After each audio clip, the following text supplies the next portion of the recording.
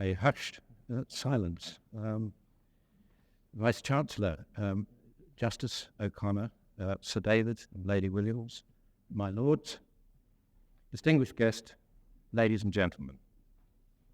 It's my great privilege as Chairman of the Cambridge Faculty of Law to welcome you all to this, the inaugural Sir David Williams Lecture, and to introduce to you as the first speaker, Justice Sandra Day O'Connor, first woman justice of the United States Supreme Court, who took office in that most distinguished of courts in September 1981. Before I invite her to speak, I wish to pay tribute to our American friend, Mr. John Nolan, through whose generosity this exciting development in the life of the law faculty has been made possible. Unhappily, John Nolan is unable to be with us this afternoon, though the proceedings are being recorded for him to see in due course. He's a friend not only of Sir David, but also of the faculty, and we thank him profoundly for his generous backing of this lecture series. I should also like to thank Professor Beatson and his team in the Centre for Public Law for all their hard work in turning John Nolan's vision into today's reality. Sir David's own connection with the United States is a long one. He is a frequent visitor there, having studied at Harvard in the 1950s. He is a foreign honorary member of the American Academy of Arts and Sciences, a member of the American Law Institute, and the holder of honorary degrees from at Duke and Dickinson universities. So it's entirely appropriate that our first speaker should be from that jurisdiction. Justice Sandra Day O'Connor brings a wealth of knowledge and experience to her topic. She was educated at Stanford, the university, and the law school, and then, in addition to private legal practice, she has acted in an executive capacity as Assistant Attorney General of Arizona, has held legislative office as a state senator in the Arizona Senate, elected judicial office in Phoenix, Arizona, from which she was appointed to the Arizona Court of Appeals and thence to the United States Supreme Court. Having been appointed in 1981, she is now the third most senior member of that court and has been described as its, quote, ideological center of gravity. It's reported that in the course of her nomination hearings, she was asked how she would like to be remembered, to which she replied, the tombstone question. I hope it says, here lies a good judge. I trust that she will not think it presumptuous of me to say that the common consent amongst the American commentators is that her achievement has far outstripped that simple but noble ambition.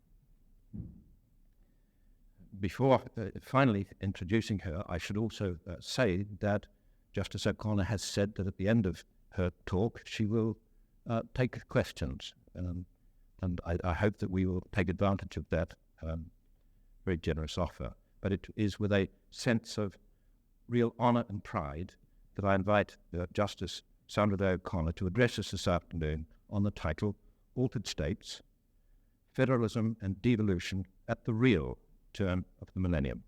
Thank you.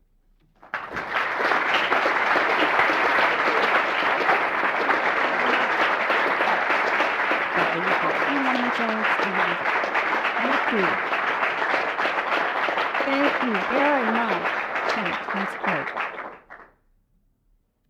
Well, Mr. Vice-Chancellor and Lord Chief Justice and my Lord Millett and Sir David and Lady Williams, Professor Smith, and distinguished guests, friends of Cambridge, it's my great honor and my great pleasure to deliver the inaugural Sir David Williams Lecture. Sir David is, as you know, among the most distinguished members of the Legal Academy, not only in this country, but around the world. His teaching career began at the University of Nottingham, after which he taught at the university that I am told is known affectionately in these parts as the other place. Perhaps you fans of Harry Potter now call it that place which must not be named. Sir David then joined the law faculty at Cambridge, later serving as the Rouse Professor of English Law and the president of Wolfson College. Sir David has been a pathbreaker in the fields of constitutional and administrative law.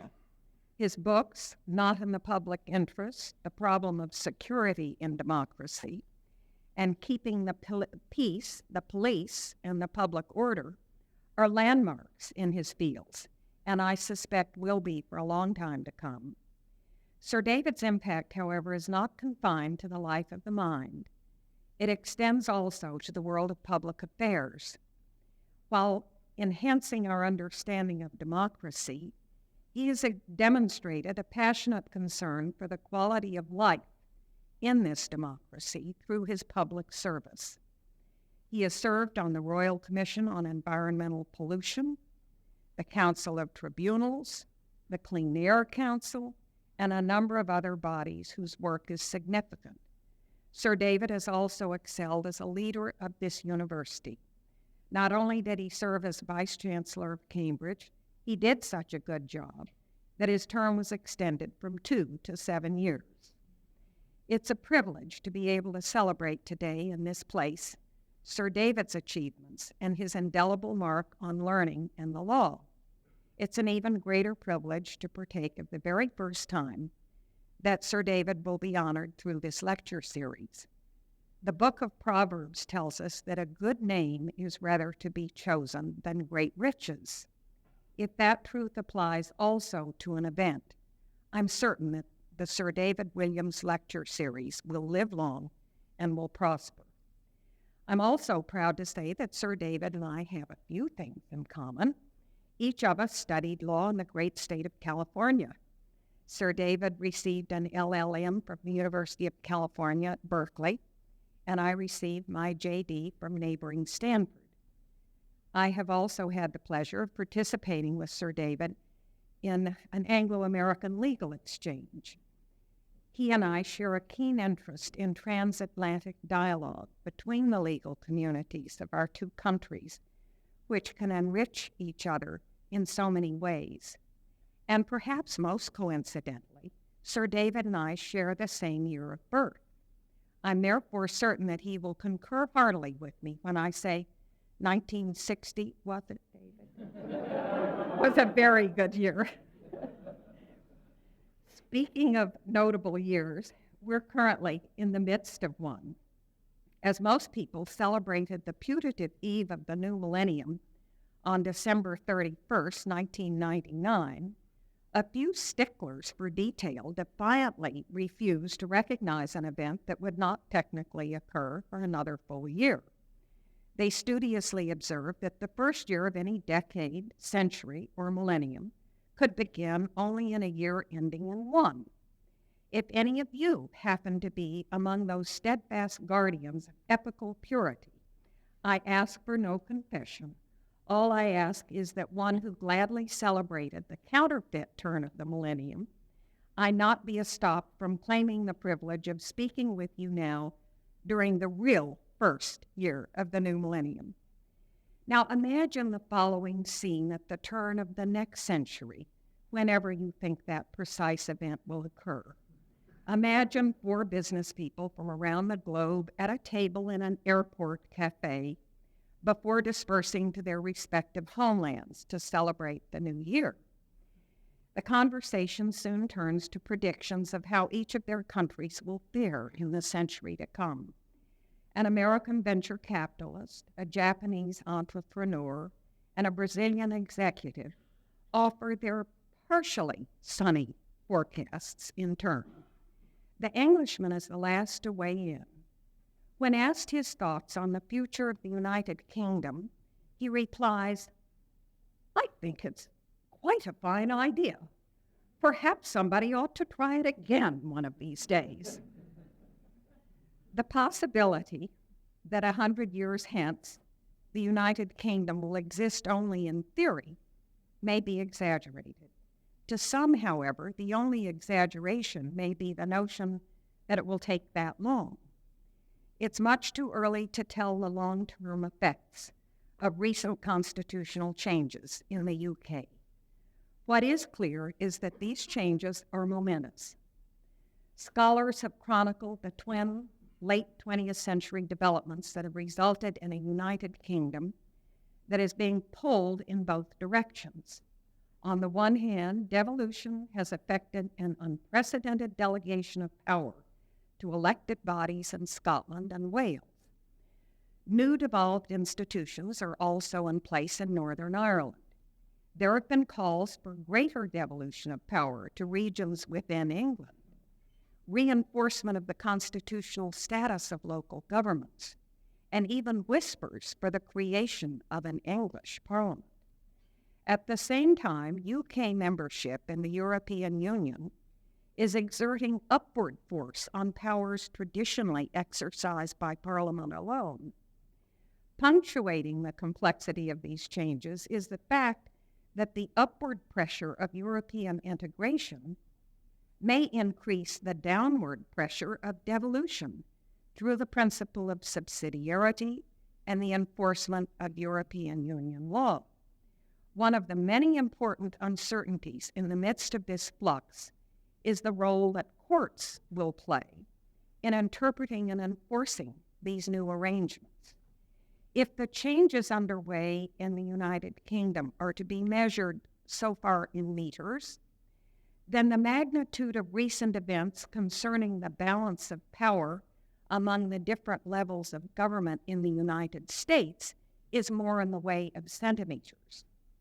And rather than encountering new frontiers in the United States, the latest movement of the dial there has been mostly toward the restoration of a balance that obtained not too long ago. Nonetheless, federalism in the United States has been the subject of an increasingly vigorous debate in recent years. At the heart of this controversy has been the role of courts in interpreting and enforcing the structural guarantees of our Constitution. One American scholar, in speaking of federalism, has observed that perhaps no other concept save judicial review has stirred more controversy. If this is so, then it should surprise no one that the combination of the two excites great passions in my country. These preliminary observations on the states, no pun intended, of affairs in our two countries bring me to the thesis of my comments today. Each of our countries is deeply engaged in a debate concerning the proper allocation of power among various levels of government at the dawn of this new millennium. In each case, however, the diffusion of power proceeds from a different premise. In the United States, power originally resided with the people or in the state and was ceded upward to a national government of limited authority. In the United Kingdom, power is being devolved from the sovereign parliament of a unitary state to national assemblies and possibly to other regional actors. Now, these different premises have produced different historical trajectories and different contemporary challenges. Yet federalism and devolution in our respective countries also reflect many of the same values and thus present many of the same opportunities. Each of our countries, accordingly, may have something to learn from the other. The roots of the present devolution in the United Kingdom lie first in the making of the UK itself. The United Kingdom's coming to be was clearly the product of an evolution, not a revolution. While the contours of an English state had taken shape by the middle of the 10th century, England's precise date of birth is unknown. If only the rest of us could shroud our ages in that kind of obscurity. Wales, Scotland, and Northern Ireland became part of today's United Kingdom through events that unfolded over many centuries. The familiar principle of parliamentary sovereignty has long animated the governance of this unitary state. Dicey famously summarized the doctrine this way: the principle of parliamentary sovereignty means neither more nor less than this, namely, that Parliament has, under the English Constitution, the right to make or unmake any law whatever, and further, that no person or body is recognized by the law of England as having a right to override or set aside the legislation of Parliament. While institutions facilitating local control of varying forms and degrees have also been part of this multinational kingdom, rule has been unmistakably from the top and the center. Calls for greater self-government by the nations comprising the United Kingdom are by no means an innovation of the 20th century. For example, the question of Irish Home Rule that gripped the UK during the late 19th and early 20th centuries naturally stirred sentiment for greater autonomy elsewhere. In 1973, the Royal Commission on the Constitution issued the Kilbrandon Report, which recommended the establishment of elected assemblies in Scotland and Wales. A quarter of a century after the publication of the Kilbrandon Report, Acts of Parliament authorized elected national assemblies in Scotland, Wales, and Northern Ireland. One of the most salient features of this present devolution is that different institutions have been ordained and different powers devolved for each territory. For example, the Scottish Parliament is a true legislative body with an extensive list of devolved powers. It can pass primary legislation within its areas of competence, has some power to vary taxes, and has its own representative office in Brussels. In contrast to the devolution model proposed in the 1970s, the powers reserved to the Westminster Parliament are also enumerated. Like Scotland, Northern Ireland is experiencing both legislative and executive devolution, but with wrinkles there like power sharing because of its situation as a divided society. The order of the day in Wales, on the other hand, is simply executive devolution. The Welsh Assembly has the power to make secondary but not primary legislation. Its areas of competence are more limited than those of the Scottish Parliament.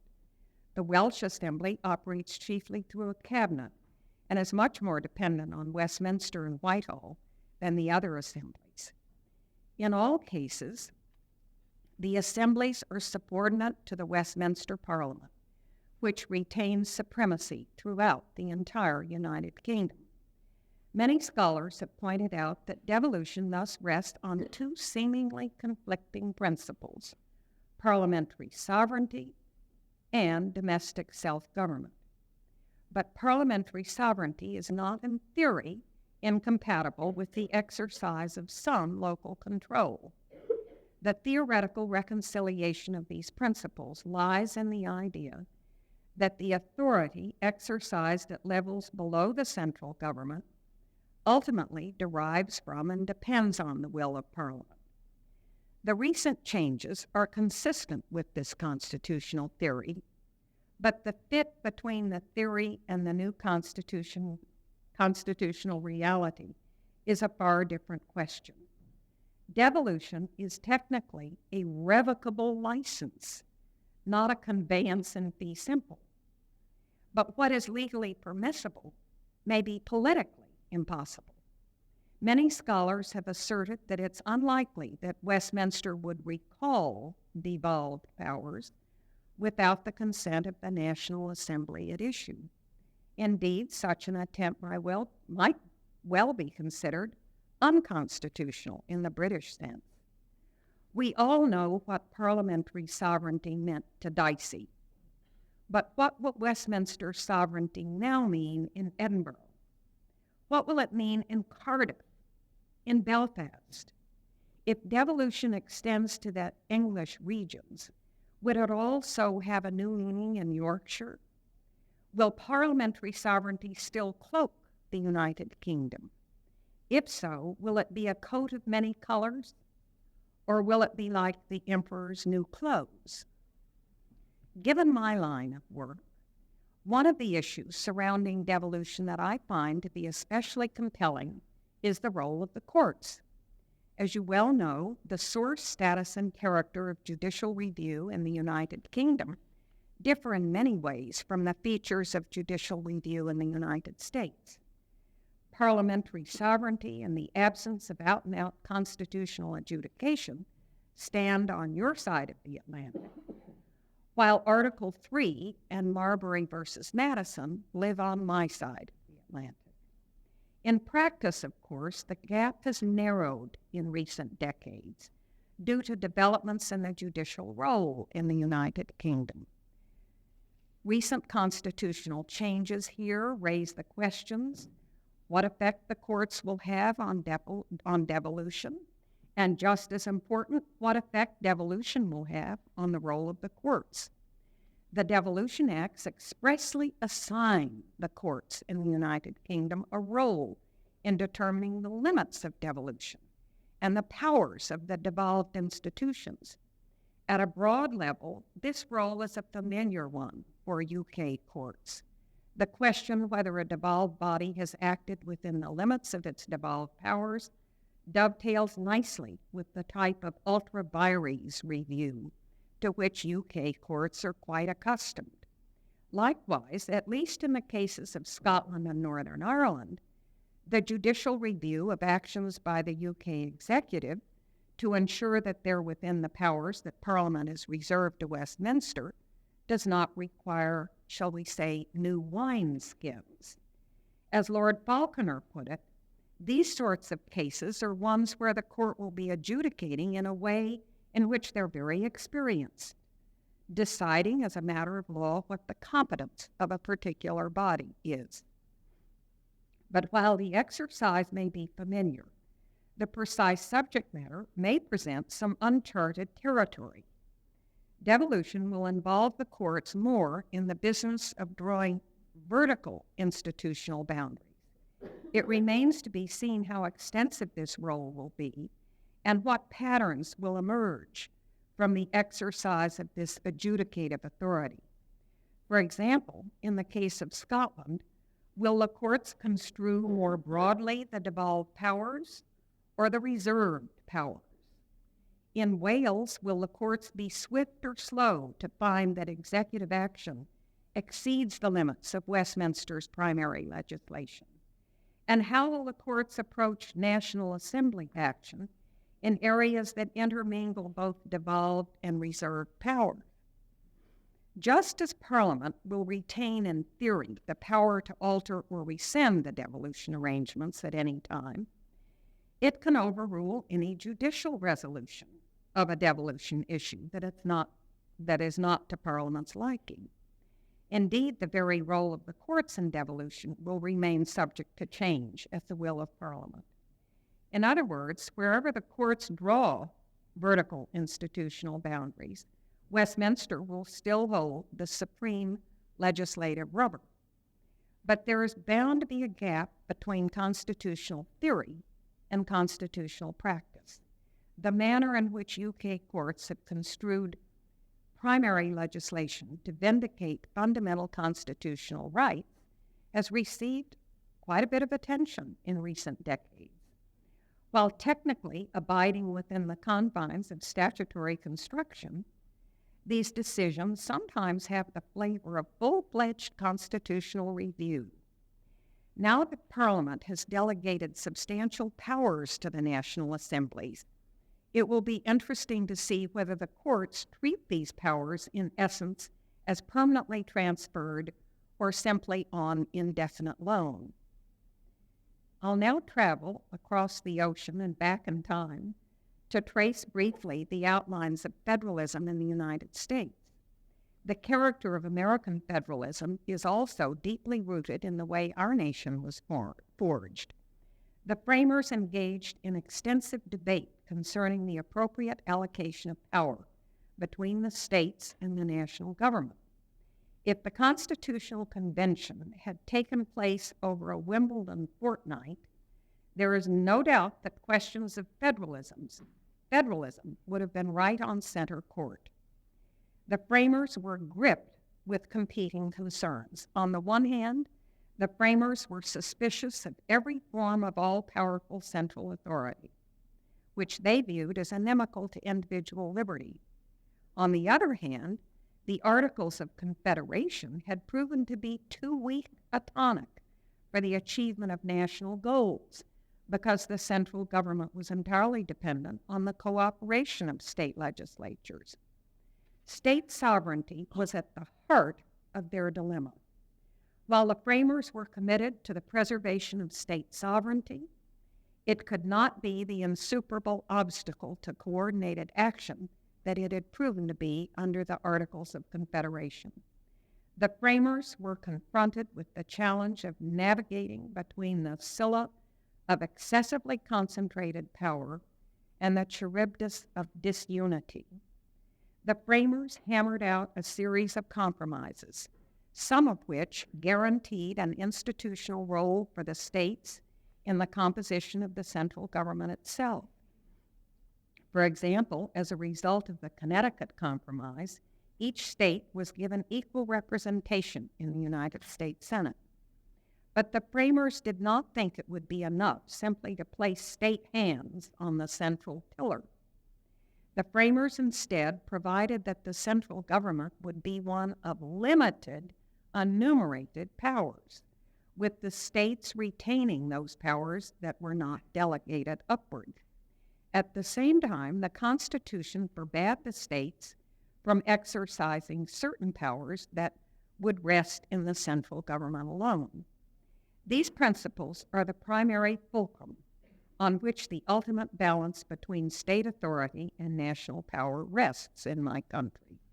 The limitation of the central government's authority is inherent in our constitutional design. The 10th Amendment to our Constitution, ratified in 1791, reinforces this design by stating that famous truism, "The powers not delegated to the United States by the Constitution, nor prohibited by it to the states, are reserved to the states respectively or to the people."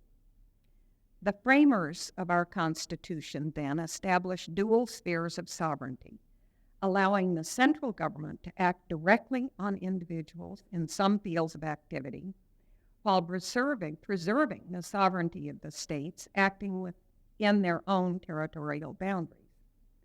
Today's central government certainly does not resemble the limited enterprise that the framers of our Constitution envisioned. While some of the expansion is a result of formal constitutional amendments, our country's response to technological and social change accounts for the lion's share of the growth of central power. The framers could not have foreseen our world of technological sophistication and mass communication. They could not have known the internet, the 747, or biotech corn, any more than they could have envisioned cable television, cloning, or the splitting of the atom. And that is to say nothing of Starbucks, of Napster, or the weakest link. Chiefly through Congress's exercise of its powers under the Commerce and Spending Clauses, aided by broad judicial interpretations, the sphere of federal activity in my country has greatly expanded. The ability to adapt to new circumstances within the same constitutional framework is testimony to the wisdom of the framers of our Constitution. But while the framers prudently designed a flexible system, they did not adopt principles without limits, nor did they neglect to design institutions to enforce those limits. Marbury versus Madison confirmed not only the power of judicial review generally, but specifically the competence of courts to enforce the constitutionally enshrined balance of power among the different organs of government. Yet these first principles have come under increasing attack. Some have encouraged the judiciary to effectively abdicate its role as an institutional border patrol under the appealing label of the political safeguards of federalism.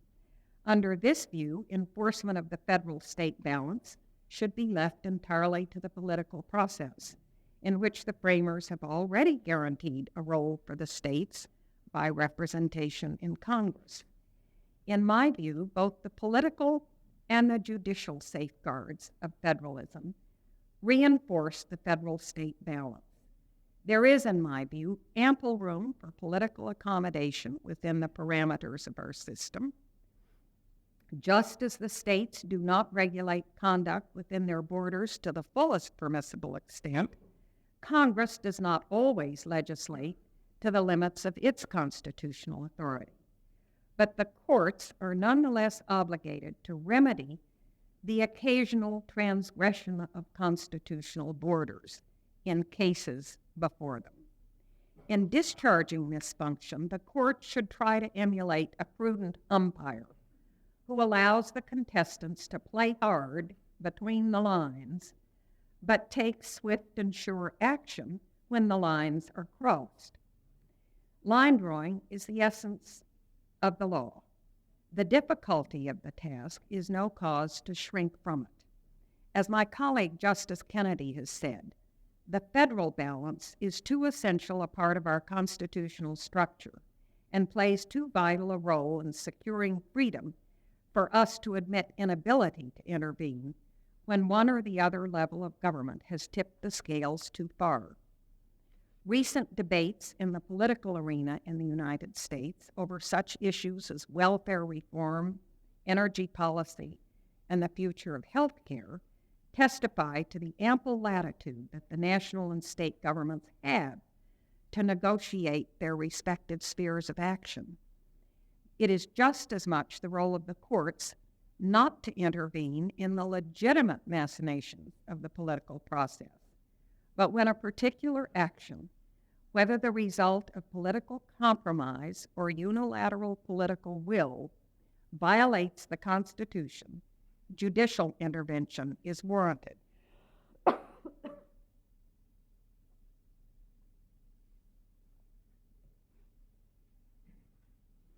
This abbreviated discussion reveals several substantial differences between devolution in the United Kingdom and federalism in the United States. These and other differences have been of interest to students and scholars of comparative law. Federalism represents a true division of power, whereas devolution is simply a delegation. While each of our countries is a union, there are two spheres of sovereignty in America, but a single realm in the UK. Our countries' names reflect this difference. Both begin with united, but the second word is plural in one, singular in the other. In the United States, the power of actors away from the center is a postulate.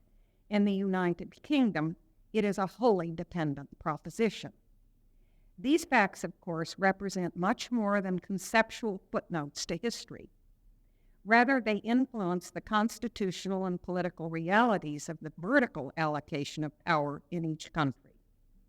For example, residual state sovereignty in the United States means that even in an era where the exercise of national power is often the instinctive norm rather than the deliberate exception, the federal government is limited in the extent to which it can commandeer, override, or displace the states. And despite the exponential increase in the pages of the United States Code ever since the New Deal, the fact remains that the vast bulk of our law is state law. In the United Kingdom, what Parliament hath devolved, it can taketh away, so they say. And even if the political realities would make it very difficult for Parliament to roll back significantly the present devolutionary arrangement, the prospect of rescission is a part of the constitutional and political backdrop against which the new devolved institutions operate. The territorial units that comprise the lower level of government are defined on a different basis in each of our countries. In the United Kingdom, each of the units to which substantial power has been devolved has a distinct national identity. In the United States, although each state has its own ethnic mix and certain cultural flavors, the lines are strictly geographical. The multinational, as opposed to merely multi-ethnic composition of the UK, may create centrifugal pressures to a degree not present in the United States. Indeed, some see devolution as a halfway house on the road to full independence.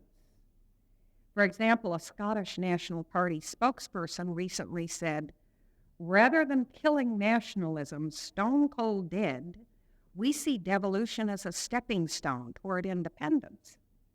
Others, however, view devolution as a safety valve for the release of nationalist pressures to preserve the integrity of the Union.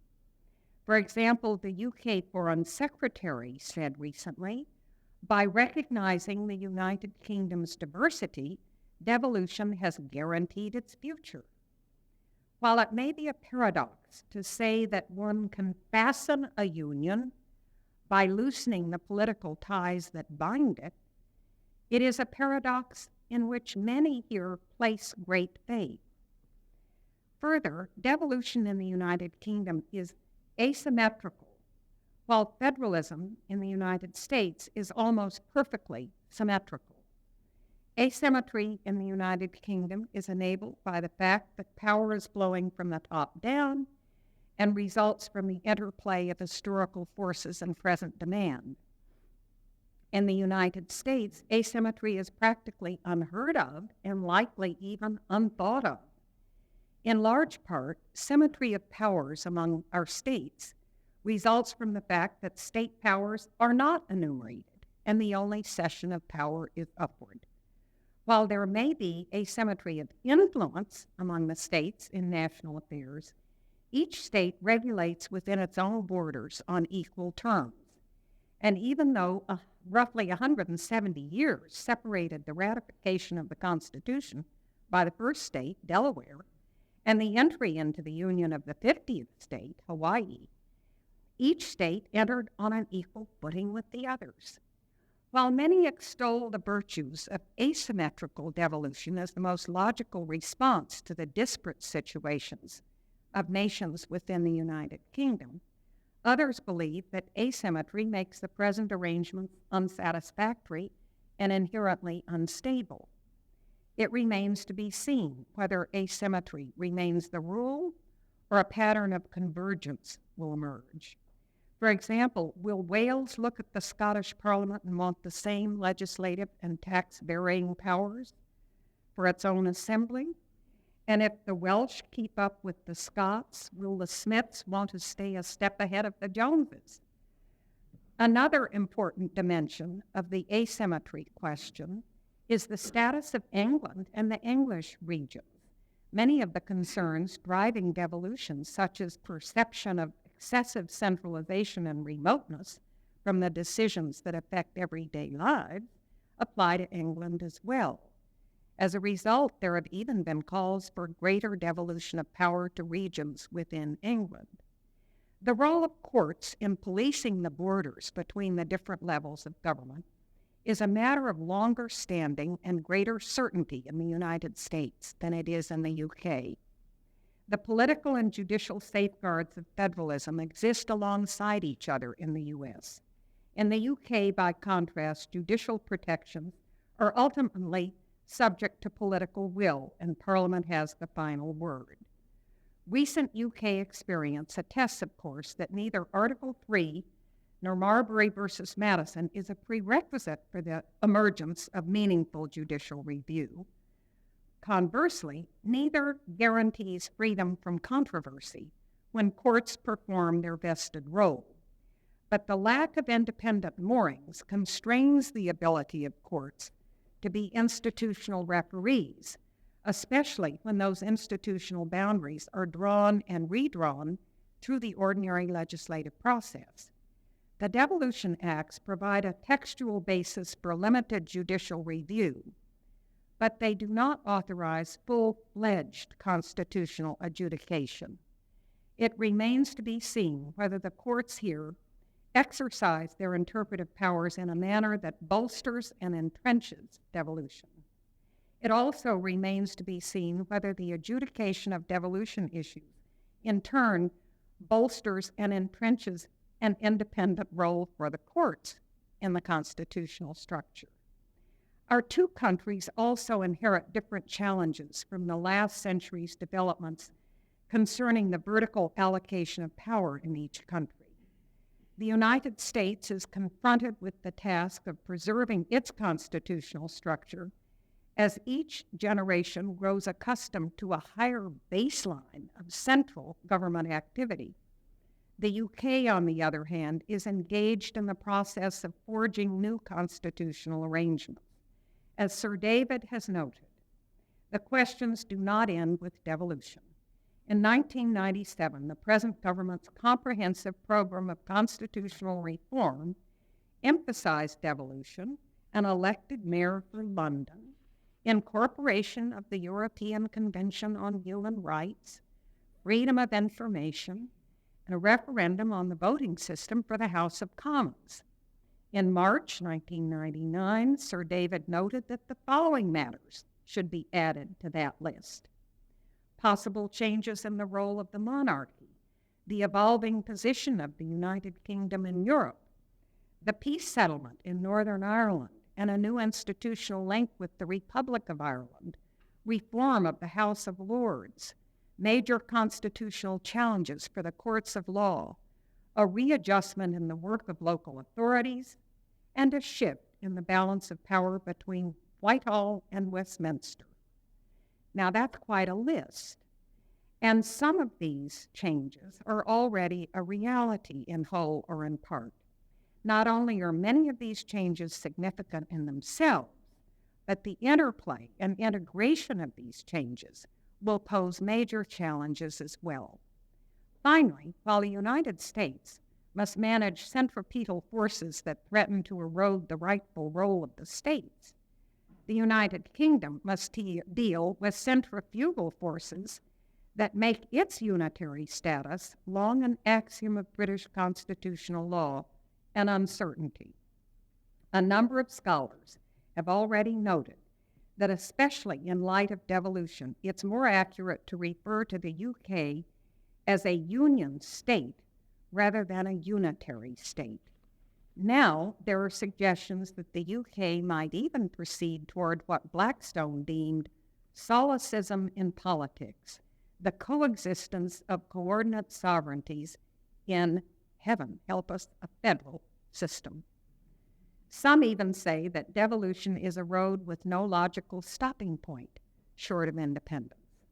Well, the picture I've painted would be incomplete if I failed to at least mention an important third layer of institutions.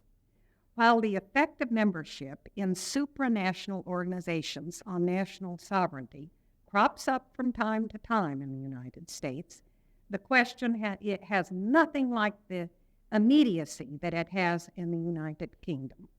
The European Union, as it's presently constituted, is a challenge to the traditional taxonomy of governmental structures.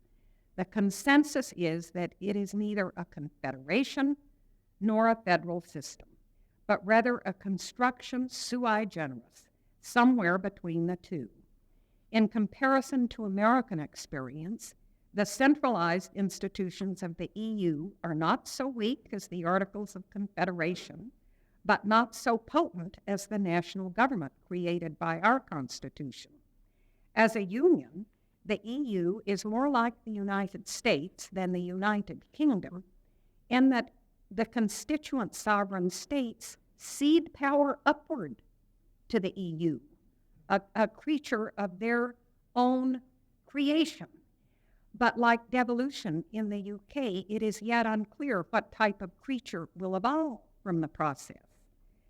Just 2 weeks ago, the newspapers reported a German proposal that would strengthen the European Parliament and invest the EU with more of a federal structure. As you know, the assent to such a proposal would be far from uniform at this point. One of the many factors that will likely influence the structural path of the EU is the practical meaning accorded to the principle of subsidiarity.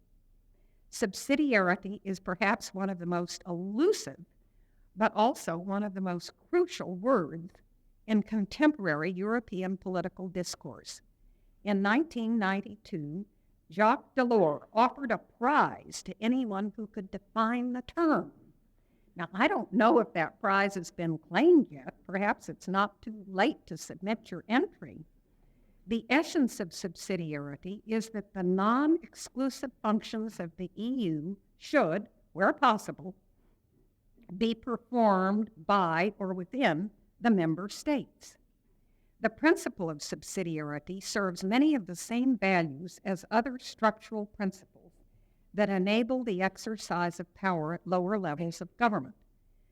The EU's adoption of the principle of subsidiarity also shares common tactical roots with our notions of federalism and with your notions of devolution. The federalist structure of the United States Constitution was designed in part to get the states to accept a stronger central government by assuring meaningful residual state sovereignty. Devolution in the United Kingdom is often considered a measure to ensure the continuity of the Union by allowing greater self-government within the limits of the Union. Likewise, subsidiarity has been referred to as the word that saves Maastricht, and member state morphine for the painful loss of sovereignty. The principle represents an accommodation designed to ensure acceptance of the EU among national governments and the citizens of each member nation by preventing an over-centralization of power at the EU level. The success of the EU may well turn on whether subsidiarity strikes a sturdy, acceptable balance, or whether it's merely a drug that wears off. Just as with devolution, the EU will in theory diminish UK sovereignty in only that measure which Parliament chooses. But also, like devolution, the reality may not be so cut and dried. As British judges and scholars have noted, Parliament chose to relinquish some of its sovereignty and subject the UK to European law when it passed the European Communities Act in 1972. The ramifications of that decision continue to unfold today. And while there is some political opposition to the UK's further integration into the EU, so too are there political obstacles to pulling back, even as the jurisdiction and power of the EU grow beyond what Parliament may have envisioned. The efficacy of the principle of subsidiarity in ensuring that substantial authority will be exercised at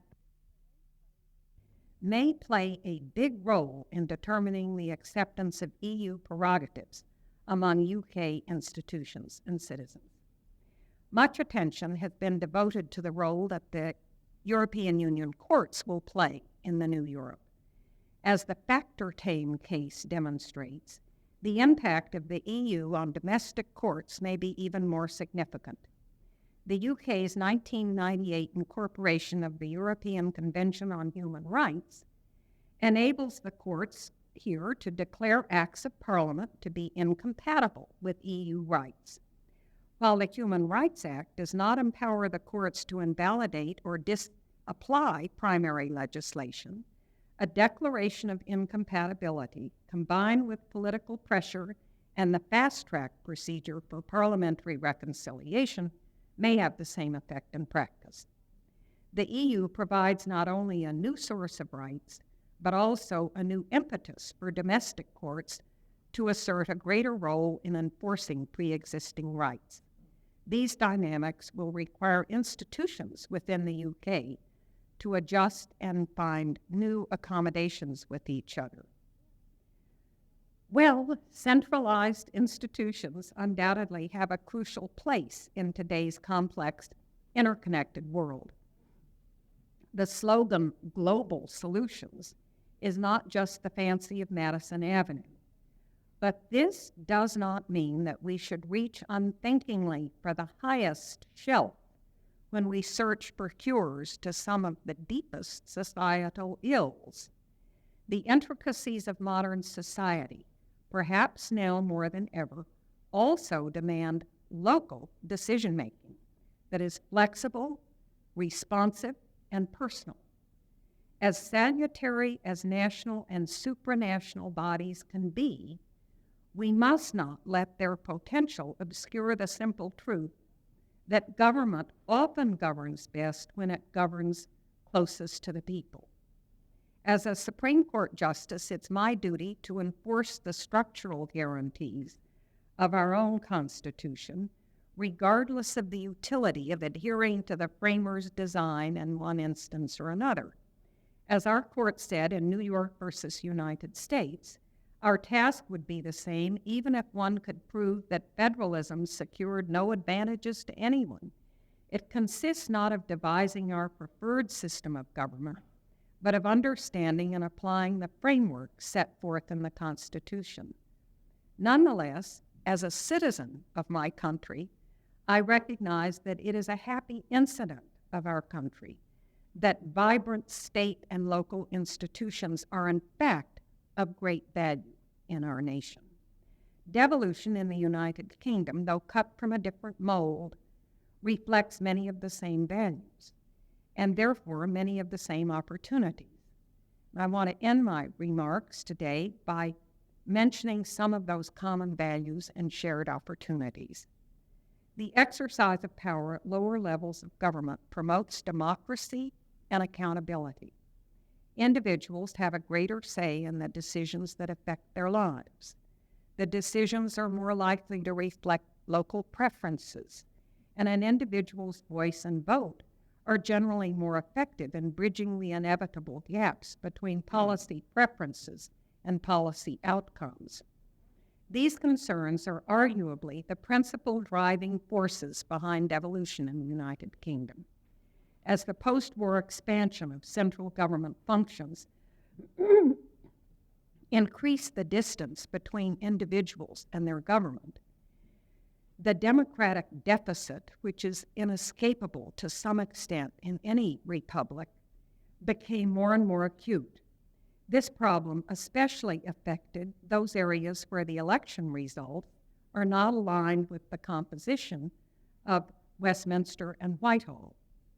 And as Parliament delegated more functions to the executive branch while keeping them at the national level, accountability diminished and government seemed even more remote from the people. Devolution aims to reverse these trends. From a process perspective, it seeks to enable meaningful self-government by reposing power closer to the citizens. From a substantive standpoint, it's hoped that devolution will lead to a better fit between local preferences and policy results. Of course, the exercise of power at lower levels of government does not in itself guarantee democratic, accountable governance. There are a lot of other variables, such as real electoral choices, civic engagement, and openness in government. But the lower locus of power may fertilize the soil so that these elements will flourish as well. Devolution and federalism also hold the promise of more efficient, responsive, and creative government. Comparative efficiency probably comes in second to democracy and accountability as a recurring theme in the discussions of devolution's driving forces. In areas where centralized government may prove cumbersome, smaller units of government can deliver services with greater effectiveness and flexibility. And as Justice Brandeis, formerly a member of our court, observed of our system, each state may, if its citizens choose, serve as a laboratory in order to try novel social and economic experiments without risk to the rest of the country. The framers of the American Constitution saw the diffusion of power among different levels of government as a bulwark for individual liberty. The framers embraced federalism not just to preserve state sovereignty as an end in itself, but to preserve individual liberty. This idea does not figure nearly so prominently in your devolution debates. Individual liberty is perhaps the area where our respective countries have employed the most divergent institutional means to achieve similar successes.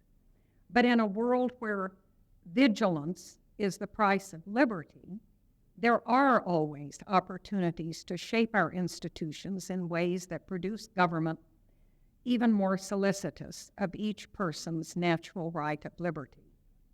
Finally, devolution and federalism promote a stronger sense of community and of shared purpose. When meaningful decisions are made through democratic processes at levels close to us as citizens, we do have a greater sense of responsibility for those decisions. We're challenged to be not just spectators on the sidelines, but active stewards of the heritage and promise of our regions, our cities, our towns, and our neighborhoods.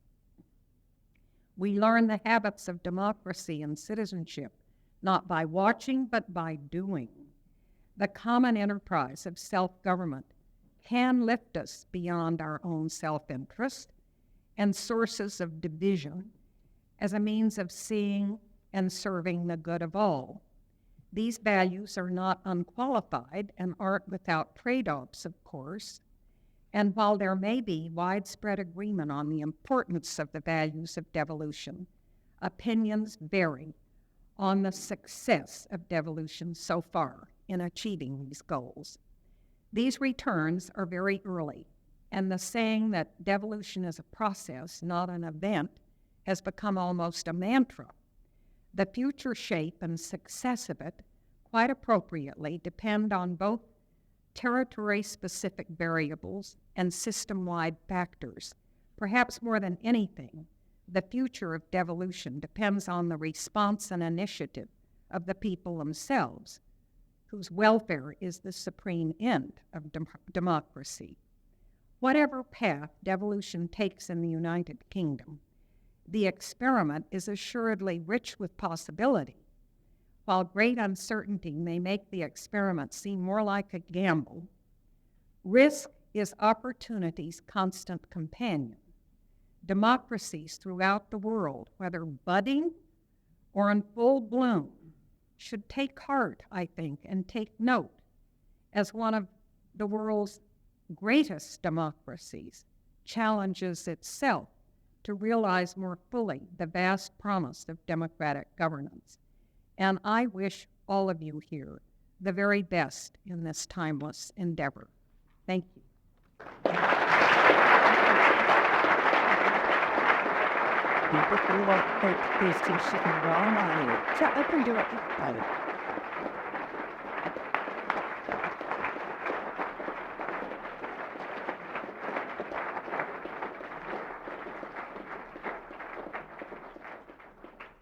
Justice O'Connor, as was said, has kindly agreed to take some questions, and we've got a short time for them. So that was before I knew how long I was going to speak. Justice But O'Connor, we have a little time. we've got so a do it. little time. So there's a question back there. Thanks very much for your interesting remarks. My name is Paul Vine, the Business Trustee of Hillcrest, Minnesota. Speaking about federalism, in 1995, the Supreme Court sealed the fate of the Dynasty Tool Act. It was the U.S. sealed that. Not do away with the wealth of the common with the debate federal power, and yet mainly due to the comparison focus of first just Kennedy and U.S. was for it. That's tended to know for you will see it and the wealth of the or common what it is just in the Oh, I think the intervening years have shown that it just tried to draw a few of those boundary lines that I talked about between national and state power, with the notion that there are some matters that are so close to traditional forms of state power and authority that it is not within the broad grant of the National Commerce Clause power. And I think we've had lots of cases in the meantime that have shown that Lopez is not a case that's going to sweep away National Commerce Clause powers. Yes, in the middle. When you mentioned the election results now in the environment talking and now I wanted to comment on the usually the fellows work about and the laws playing what that and it was the door work in the Florida in the fellows what. Well, I don't want to get into that highly controversial case, but the issues that the court ultimately resolved were issues under the Equal Protection Clause. The notion, which has been long established, that a voter, as such, has certain rights as a voter, and a candidate has certain rights as a candidate to at least have votes counted under the same rules when the same voting machine is being used to cast the ballot. You can't have 15 different rules for determining which ballot will count when it's the same machine being used. And 7 members of the court agreed that was an Equal Protection Clause violation. That is a federal issue. The court dealt with it. Half the country didn't like the result, and I didn't like having to make the decision. But there it is. One more question. Well, if not... No, you have a hand. Oh, I have a hand. Oh, Peter, sorry. A modest hand. Stuff that any either the human if this was the evolution.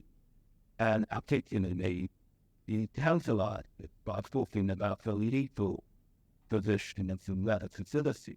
Yeah, you're talking about, and I think quite mostly about the political reality. And what was the dip, what was happening in several years by a political party sent out in Egypt, perhaps on the back of Tally Party in Egypt, you voted half of stuff that is off the count. From the court, what is the issue?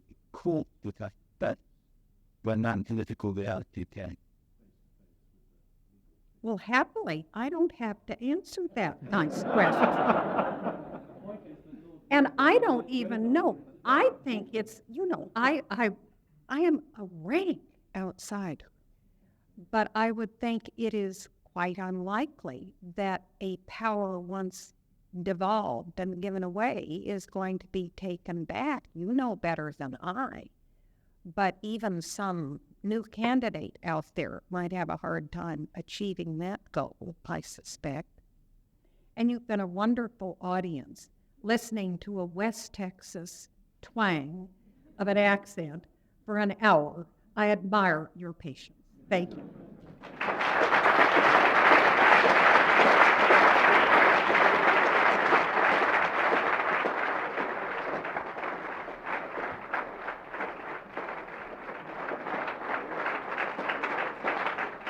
Well, you've shown your appreciation warmly, and there's little left for me to do, though it's my task to thank the judge. I do so with deep pleasure. The immediate impact of our constitutional changes was felt in consideration of human rights, our new Bill of Rights Act, where the court's going to make social policy, and the changes in our institutional structures in a way took a slightly back seat at first.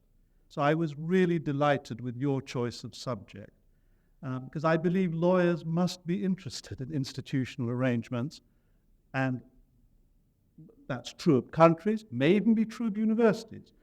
And the issues of centralization and devolution and subsidiarity are live issues. But lawyers aren't always interested in them, and I think you've given us a lot of food for thought as to why we as lawyers, judges, academics, practitioners should be grappling with these. I want to thank you. I want to give you a very small token of the appreciation of the faculty and the Center for Public Law for traveling all this way for a very short time in a very busy calendar. We are truly grateful. Thank you very much.